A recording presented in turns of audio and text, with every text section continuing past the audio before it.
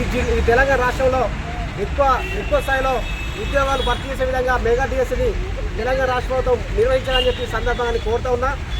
కేసీఆర్ ప్రభుత్వంలో విద్యార్థి నిరుద్యోగులకు పూర్తిగా అన్యాయం జరిగింది. కేసీఆర్ అన్యాయం చేస్తే విద్యార్థి నిరుద్యోగ లోకమంతా రేవంత్ రెడ్డి గారికి అండగా సపోర్ట్గా ఉండి ఆయన ప్రభుత్వాన్ని తీసుకురావడం జరిగింది.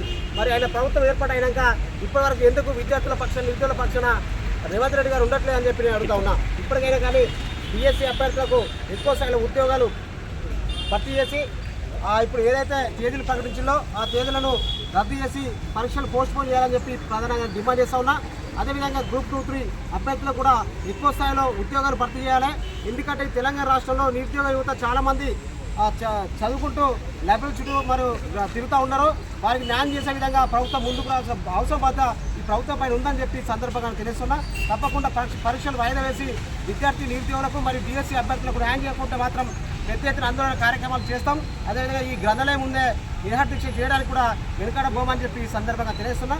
తెలంగాణ ముఖ్యమంత్రి రేవంత్ రెడ్డి గారు స్పందించి నిరుద్యోగులకు మరియు డిఎస్సి అభ్యర్థులకు గ్రూప్స్ రాష్ట్రాల అభ్యర్థులకు న్యాయం చేయాలని చెప్పి ప్రధానంగా డిమాండ్ చేస్తూ నా పేరు నరేష్ మంద, నేను ఏపీఎస్ జిల్లా అధ్యక్షుడు.